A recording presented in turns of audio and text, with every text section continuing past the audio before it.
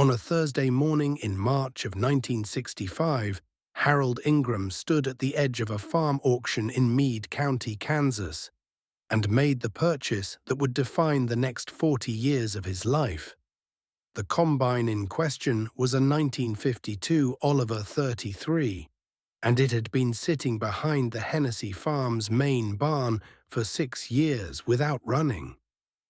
The Hennessy family had bought it new in 1952, used it for 4 harvests, and parked it in 1956 when the transmission had seized and the repair estimate had come back higher than they wanted to pay.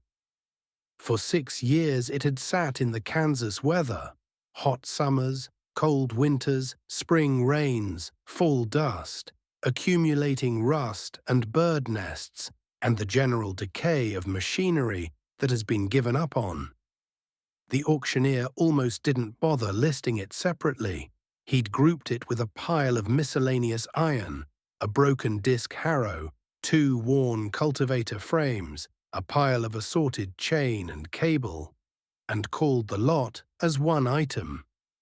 "What am I bid for this collection?" he'd said, gesturing broadly at the pile and the combine behind it.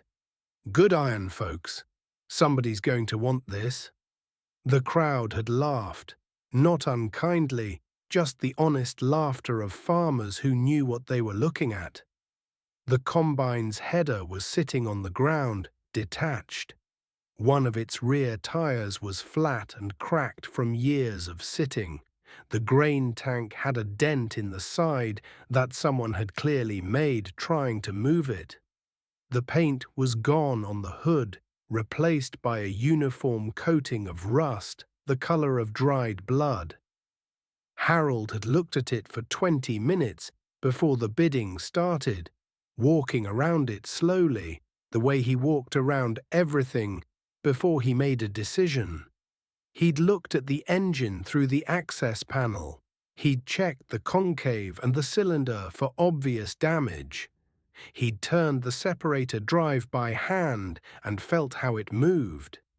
When the auctioneer called the lot, Harold raised his hand. $50, he said. Nobody else bid. Going once, the auctioneer said. Going twice. 120, Harold said, bidding against himself. The crowd laughed harder this time. The man standing next to Harold, a farmer named Gene Whitfield, who ran 600 acres of wheat north of town, shook his head. "Harold," Gene said quietly, "that thing hasn't run since Eisenhower was president." Harold looked at the combine. "I know," he said. "The transmission alone will cost you $500. If you can even find the parts." "I know," Harold said again. The auctioneer, sensing that nobody else was going to complicate matters, brought his gavel down.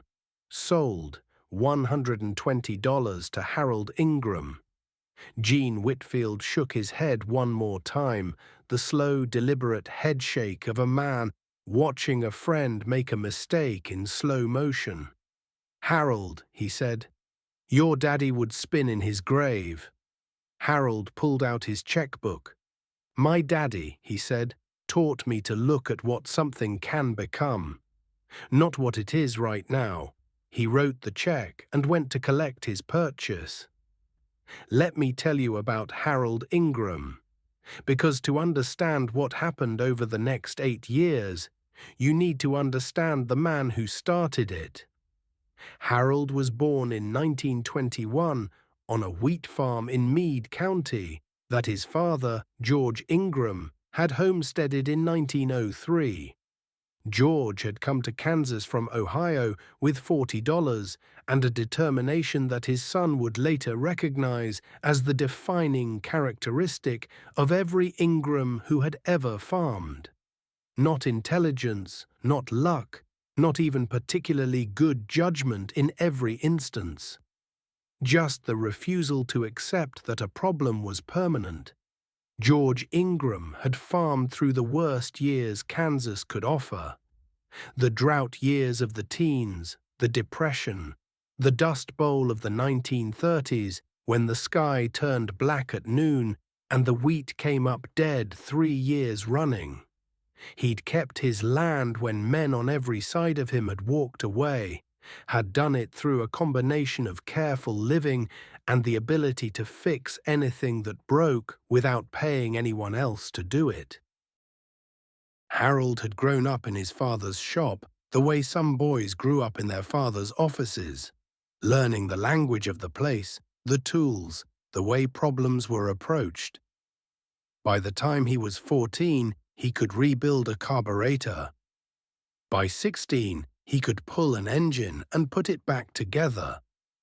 By the time he took over the farm after George died in 1954, there wasn't a piece of machinery on the property that Harold Ingram couldn't diagnose, disassemble, and return to service.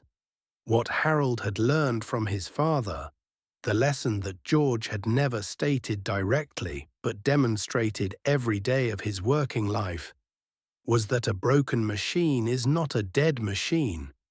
It is a machine waiting for someone who understands it well enough to bring it back.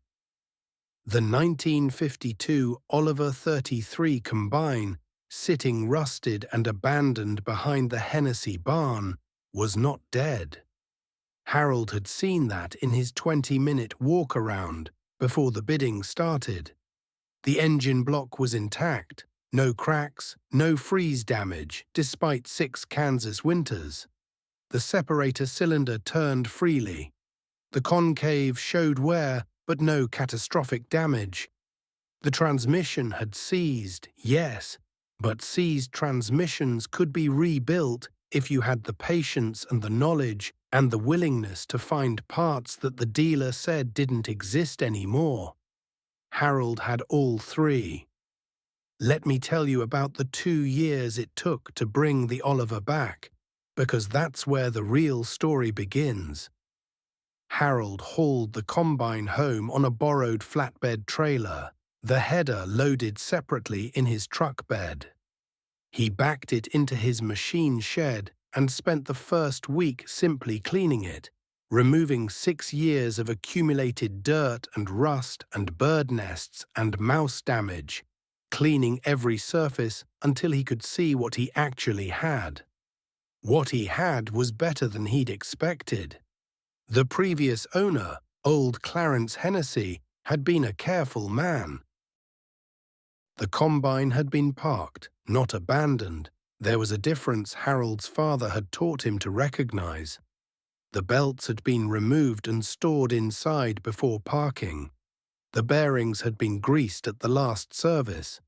The grain tank, despite its dent, was sound. Someone had covered the engine with a canvas tarp that had blown off years ago but had protected the critical components through the worst of the weather. The transmission was the problem, as Gene Whitfield had predicted. Harold spent 3 weeks taking it apart, cataloguing every piece, measuring every gear and shaft, and bearing against the service manual he'd ordered from an Oliver dealer in Wichita. 14 components needed replacement. 7 of those were still available through the dealer network. 4 could be fabricated by a machinist Harold knew in Liberal, who had a reputation for making parts that the factories no longer bothered with. 3 required Harold to find a parts combine, a machine too far gone to restore, but still intact enough to yield good components. He found the parts combine in the fall of 1965, a 1951 Oliver 33 sitting in a salvage yard in Dodge City, and paid $30 for the right to pull what he needed from it. The machinist in Liberal took 8 weeks and charged Harold $180 for the fabricated parts, which was more than Harold had paid for the whole combine. Harold paid without complaint. By the spring of 1967, 2 years after the auction, the Oliver 33 was running. Not perfectly. There were adjustments to make, clearances to set, belts to tension, but running. Harold took it to the edge of his wheat field and engaged the header and watched the machine do what it had been built to do, and felt the satisfaction of a man who has brought something back from where others had written it off. His neighbor Gene Whitfield drove by on the county road that afternoon, slowed down, and watched Harold make a pass along the field edge. Then Gene drove on without stopping. Harold noticed but said nothing about it then or later. The Oliver ran that harvest. It ran the next harvest and the next. Harold learned its particular character, the way you learn the character of any machine you work closely with. Its preferences and its weaknesses, the adjustments it needed in wet grain versus dry, the way it behaved in heavy straw versus light. By 1970, Harold knew that combined the way he knew his own hands. He also knew something about it that nobody else knew. Something that would matter enormously when the worst years came. Let me tell you about the Kansas farm crisis, because that's the context without which this story makes no sense. The 1970s had been good years for Kansas wheat farmers.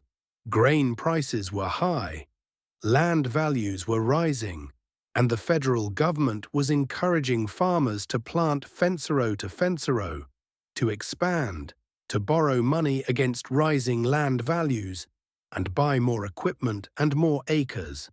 The elevator operators and the implement dealers and the bankers in every small town in western Kansas had the same message. This is the new normal. Commodity prices will stay high. Land values will keep rising. Now is the time to grow.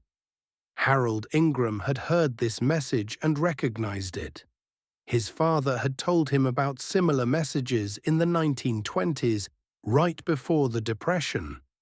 His father had described the same confident certainty in the implement dealers and the bankers, the same encouragement to borrow and expand, the same sense that the good times were permanent rather than cyclical. Harold had expanded modestly. He'd bought 80 additional acres when the price was right in 1972, paying cash from savings rather than borrowing. He'd kept his equipment fleet small and functional rather than new and impressive. When his neighbors were trading combines every 3 years for the latest models with the newest features, Harold was running his 1952 Oliver, maintained to perfection, alongside a 1961 John Deere 45 he'd bought used in 1968. His neighbors had noticed. In the grain elevator, at the implement dealer, at the coffee shop in town, Harold's old equipment was a running joke. The man who couldn't let go of the past. The farmer too stubborn or too cheap to buy new. Gene Whitfield, who by 1975 was running 3 brand-new combines on 2,000 acres, had said it directly one afternoon at the elevator. "Harold," Gene had said, not unkindly, "you know what the problem with old iron is? It breaks down at harvest. You lose a day waiting for parts, you lose money. New equipment has warranties, service agreements. A dealer truck comes to your field if something goes wrong." Harold had nodded. "That's true," he'd said. "So why do you keep running that old Oliver?" Harold had thought about it for a moment. "Because I know exactly what it will do and exactly what it won't do," he'd said. "And I know how to fix everything that can go wrong with it." He'd paused. "Can you say that about your new machines?" Gene had laughed. "Harold, the dealer, can say that. That's why I pay him." Harold had nodded again and bought his coffee and gone back to his farm. "Let me tell you about 1974, because that's when the first sign appeared that Harold had been right to listen to his father's memory rather than the bank's advice. The drought that year was the worst since the 1950s. Western Kansas wheat came in at less than half of normal yield.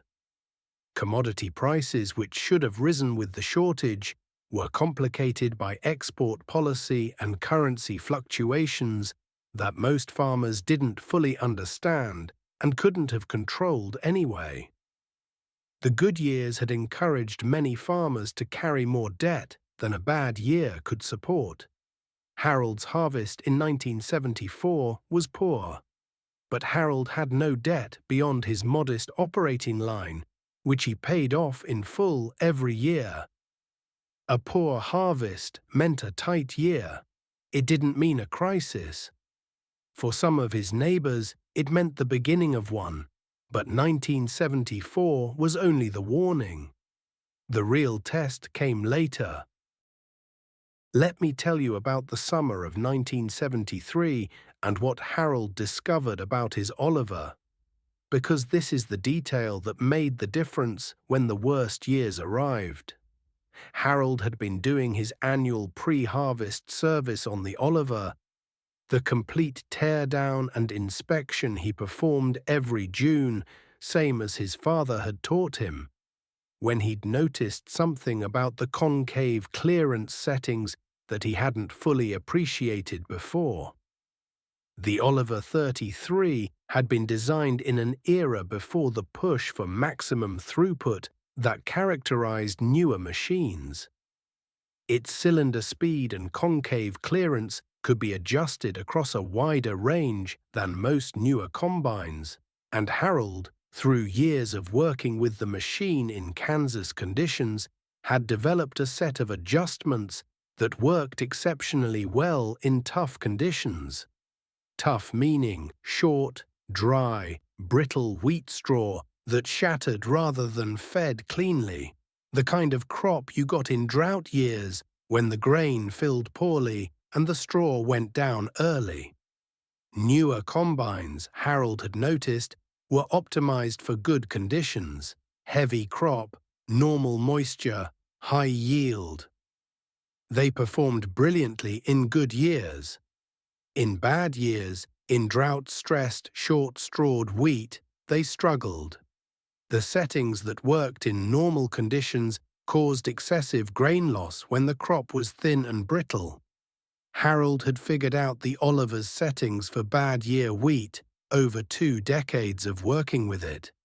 He'd written them in a notebook: cylinder speed, concave clearance, fan speed, sieve settings, for every variation of Kansas wheat conditions he'd encountered.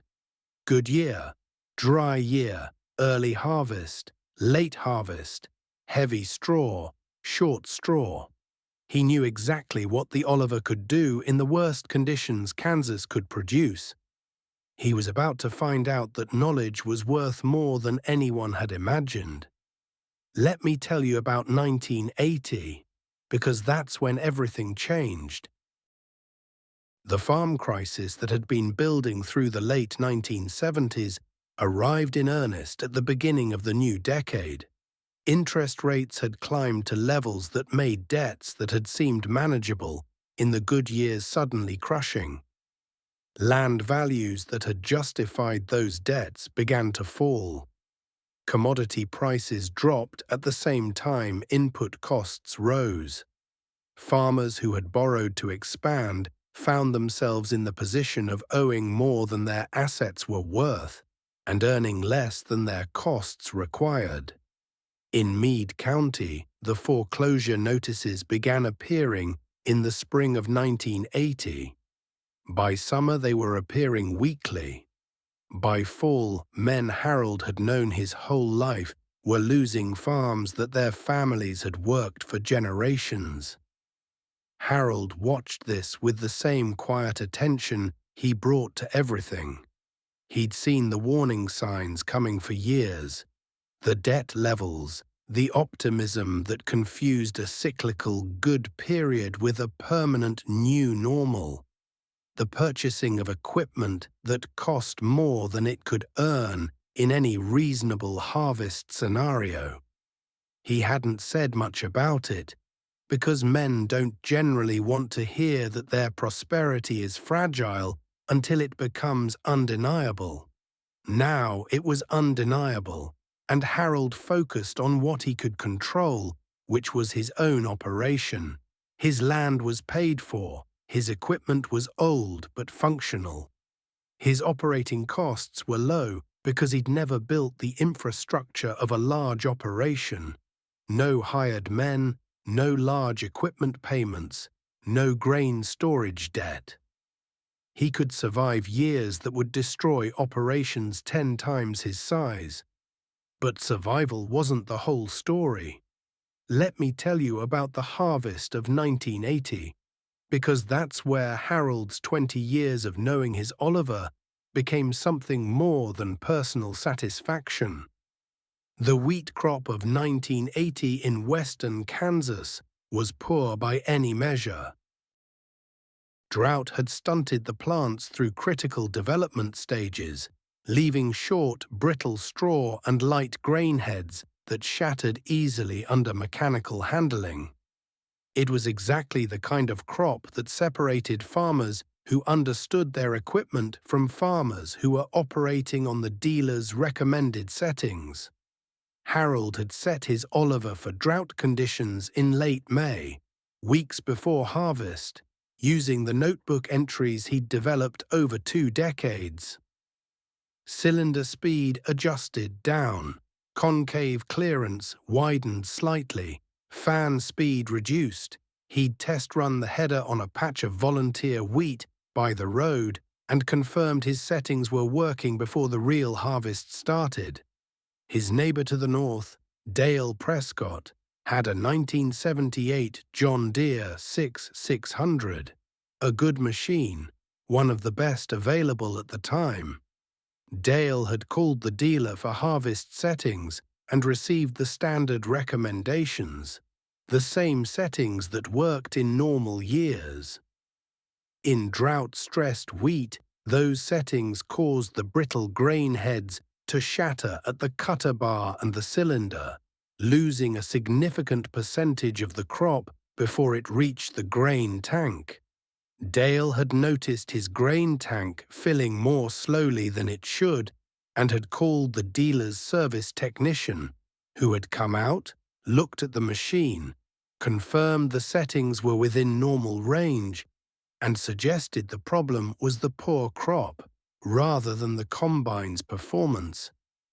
Harold had been combining his own field when Dale's son had driven over on a four-wheeler. "Mr. Ingram," the boy had said, "my dad wants to know if you'd come look at his combine. He thinks he's losing grain, but the dealer says the settings are right." Harold had shut down his Oliver and driven to Dale's field. He'd watched Dale make one pass and seen immediately what was happening. Grain shattering at the cutter bar from the real speed being too high for the brittle straw, and more loss at the cylinder from the clearance being too tight for the light grain heads. By his estimate, Dale was losing 8 to 10% of his crop before it reached the tank. In a poor year with light yields, that was the difference between breaking even and losing money. Harold had spent 40 minutes with Dale's combine, adjusting the real speed, the cylinder clearance, the fan, the sieves. Then he'd told Dale to make a pass and watched. The grain tank filled noticeably faster. The loss behind the machine was visibly reduced. Dale had climbed down from the cab and stood looking at his combine, then at Harold. "How did you know that?" Dale had asked. Harold had thought about how to answer. "Bad crop acts different than good crop," he'd said finally. "You have to adjust for what you've got, not what you wished you had." He'd gone back to his own field and finished his harvest. Word spread the way it always spreads in farming communities, person to person, at the elevator, at the coffee shop, in the field drives between farms. Harold Ingram had fixed Dale Prescott's combine settings and recovered 10% of his crop in a year, when 10% was everything. The phone calls started that evening. Let me tell you about the summer and fall of 1980, because that's when Harold's knowledge became something that affected the whole community. Over the following 3 weeks of harvest, Harold made 11 farm calls. Not with his Oliver, he left that running with his son Robert in the seat, but with his knowledge. He drove from farm to farm in his pickup, looked at combines of every make and model, listened to farmers describe what they were seeing, and adjusted settings that the dealers and the manuals hadn't anticipated for the specific conditions of that specific drought year. Some of the machines he worked on were 20 years old, like his Oliver. Some were nearly new, the expensive equipment bought during the good years that was now being operated by men who understood its basic functions, but not its full capability across all conditions. Harold worked on them all without preference, old iron and new iron alike. The principles were the same.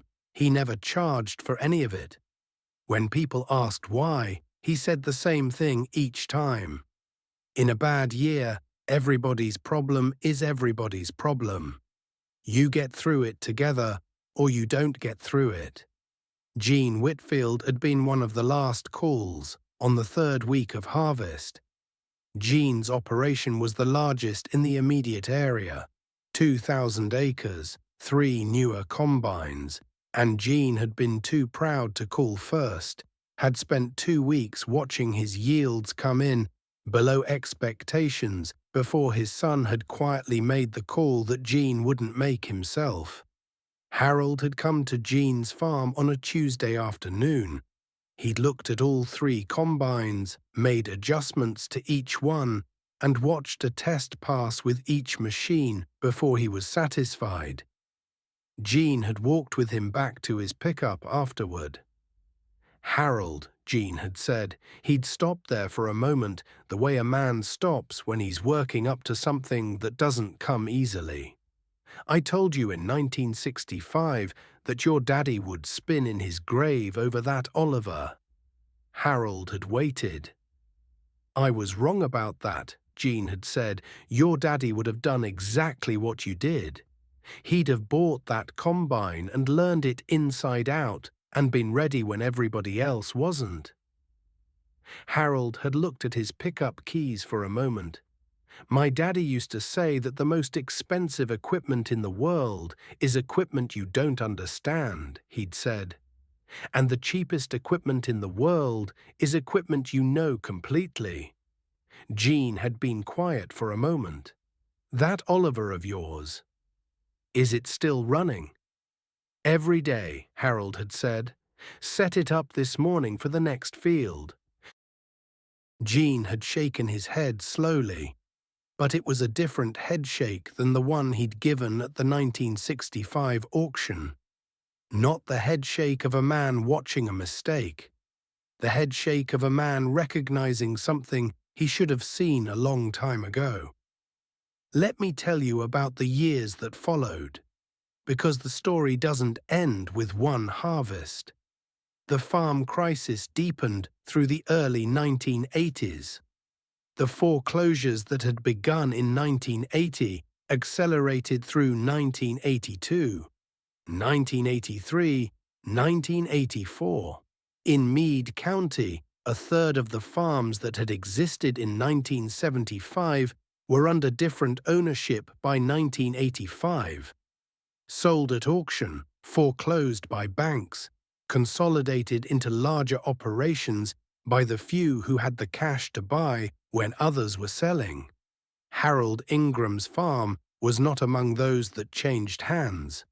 His land was paid for, his equipment was functional, his costs were low enough to survive years that destroyed operations built on the optimism of the good times. And every harvest through those years, Harold made his rounds. Farm call after farm call, combine after combine, The same quiet diagnosis and adjustment that had started with Dale Prescott's John Deere in 1980. He never advertised, never set up as any kind of service business. People called because someone else had told them to call, and Harold came because his father had taught him that in hard times the community either held together or it didn't, and holding together meant showing up when you were needed. The Oliver ran through all of it. Harold replaced the concave in 1977, rebuilt the cylinder bearings in 1981, replaced the header chain in 1983. Each repair was something Harold did himself, with parts he sourced through the network of Oliver owners and salvage yards and machinists he'd been building since 1965. The machine that Gene Whitfield had written off at a 1965 auction was still harvesting Kansas wheat 20 years later, still set to Harold's handwritten specifications, still performing in drought conditions that defeated newer machines on their dealer-recommended settings. In 1985, Harold's son Robert had taken over primary operation of the farm. Harold was 64 years old, and his back had started to limit the physical work, but he was still the one who set the Oliver's harvest adjustments every June, still the one who diagnosed equipment problems for neighbors who called. Robert had grown up watching his father work on the Oliver the way Harold had grown up watching George work on everything that needed working. He'd learned the machine's settings not from a manual, but from the notebook his father had been building for 20 years, the handwritten record of what worked and when and why, the accumulated knowledge of a man who had paid attention to one machine for 2 decades. When Harold handed Robert the notebook in the fall of 1985, he said only one thing: the settings in there aren't just for the Oliver. They're for understanding what any machine needs in conditions it wasn't designed for. Learn the principle, not just the numbers. Robert had looked at the notebook, worn cover, pages soft from handling, Harold's careful handwriting in pencil across 20 years of harvest observations. He'd understood. Let me tell you about Gene Whitfield in 1986, because this is where the circle closes. Gene had survived the farm crisis, but barely. He'd sold 600 acres in 1983 to service debt that had become unmanageable, had restructured loans twice, had let go of 2 hired men and reduced his operation from 2,000 acres to 1,200. He was still farming, which put him ahead of many of his neighbors. But the confidence of the expansion years was gone, replaced by something more careful and more honest. He'd driven to Harold's farm on a September afternoon in 1986. After harvest was done, Harold was in his machine shed doing post-harvest service on the Oliver, the same annual teardown he'd done every year since 1965. Gene had stood in the machine shed doorway for a moment, watching Harold work. That combine, Gene had said finally. How old is it now? 34 years, Harold had said without looking up. Built the same year I got married. Gene had been quiet for a moment. And it's still the best wheat combine in this county. Harold had looked up at that. In certain conditions, he'd said, in a normal year, your new equipment will outrun it 2 to 1. Gene had nodded. But in the years that matter most. Harold had set down his wrench. In the years that matter most, Harold had said, the question isn't which machine is fastest. It's which farmer knows his machine well enough to use it right when everything else is going wrong. Gene had looked at the Oliver, 34 years old, worn but maintained, set up for another year of service. I laughed at you in 1965, Jean had said. I remember, Harold had said. I've thought about that a lot in the last few years. About what I was actually laughing at. Harold had waited. I was laughing at a man who saw something I didn't see. Jean's voice was even matter-of-fact, the tone of a man making a factual statement rather than an emotional one. I saw an old broken combine.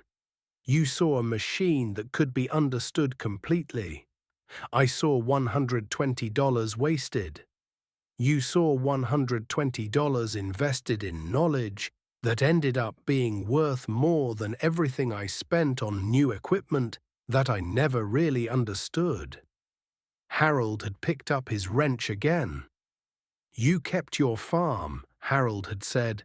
That's what matters. Jean had looked at him. I kept my farm partly because of your help in 1980, and 1981, and 1982. He'd paused. Your father taught you something mine didn't teach me. I've spent a long time wishing he had. Harold had thought about George Ingram, about the shop in the farmhouse basement, the tools hung in order on the wall, the patience with which his father had approached every broken thing as a puzzle rather than a crisis. He taught me the same thing every farmer's father knew once, Harold had said, before the dealers started telling us it was easier to buy new. He looked at the Oliver. It's not easier, it just feels easier until it isn't. Jean had nodded slowly. He'd looked at the combine one more time. Does it need anything for next year? New concave wire, Harold had said, and the feeder house chains getting close. Can I help you find the parts? Harold had looked at his old neighbor for a moment. I know where to find them, he'd said. But I wouldn't mind the company looking.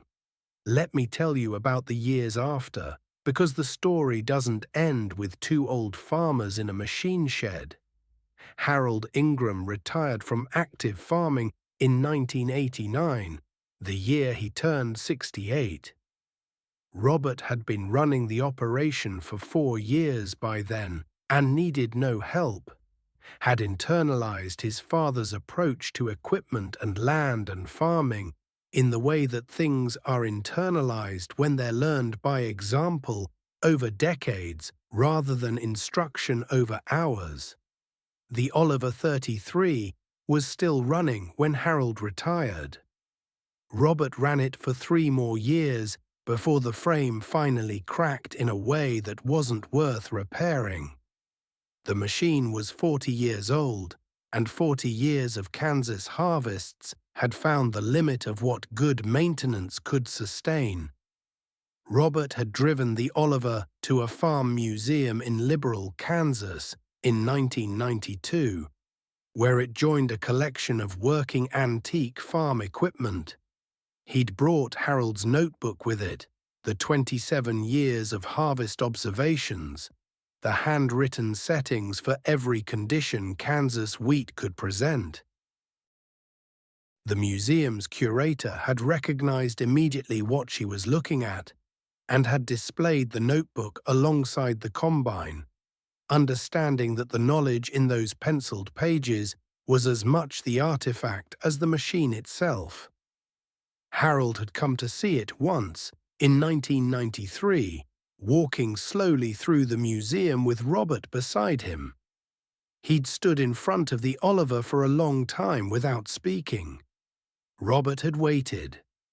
You know what that machine gave me? Harold had said finally. Robert had waited again. 27 years of learning something completely, Harold had said. Not just how to run it, how to think about it. How to read conditions and adjust. How to know what a machine can do when the conditions aren't what the manual assumed. He'd paused, looking at the worn paint, the replaced concave, the feeder house chain Robert had helped him source from a salvage yard in 1986. You can't buy that. You can only earn it. And it takes longer than most people want to spend. Robert had looked at the notebook in its display case beside the combine. The penciled handwriting on soft pages, 27 years of his father's observations. "Is that why you bid against yourself?" Robert had asked. "At the 1965 auction, you bid it up to make sure you got it." Harold had smiled, a small, private smile, the smile of a man whose private reasoning has finally been spoken aloud. "I didn't want anyone else bidding and making me pay more," he'd said. "But I also knew that if I paid too little, I wouldn't take it seriously enough." He'd looked at the Oliver. $120 was enough to make me committed.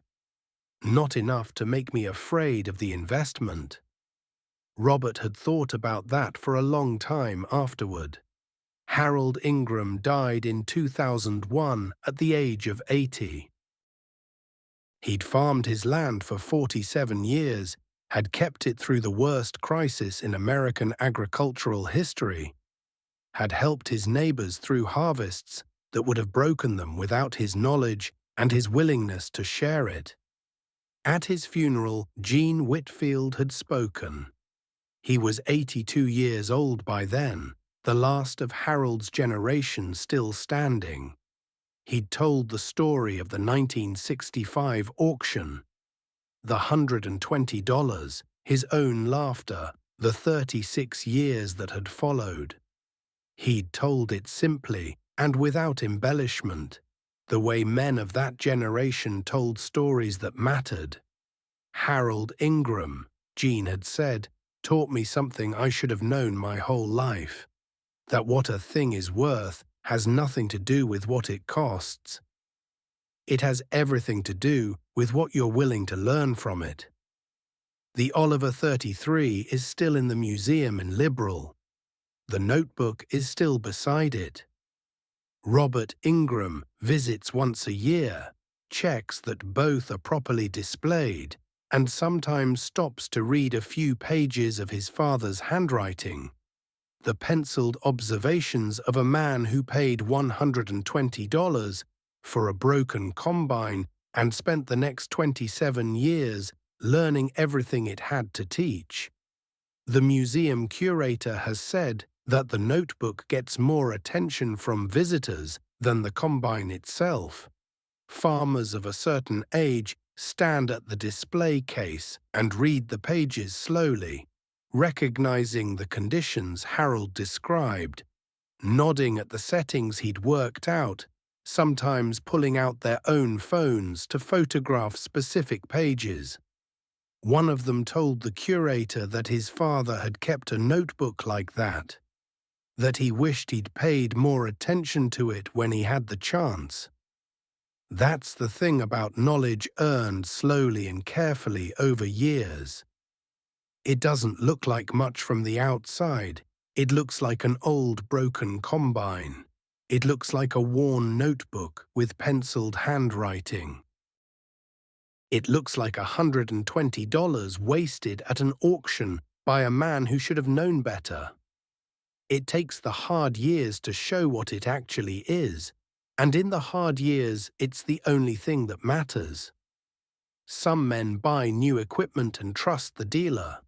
Some men buy old equipment and learn it completely. The difference between them isn't visible in the good years, when everything runs and the grain fills the bin and the prices cover the costs. The difference is visible in the years when none of that is true. Harold Ingram paid $120 for a dead combine in 1965. For 27 years, he ran it, maintained it, learned it, and adjusted it for every condition Kansas could produce. When the hard years came, he was ready. When his neighbors needed help, he had something to give. That's what stubborn looks like when it's aimed at the right thing. Not stubborn about pride, not stubborn about being right, stubborn about learning, stubborn about knowing, stubborn about being ready for the years when everything else fails. The hard years will always come. The question is whether you spent the good years getting ready for them. Harold Ingram spent $120 getting ready. That turned out to be enough.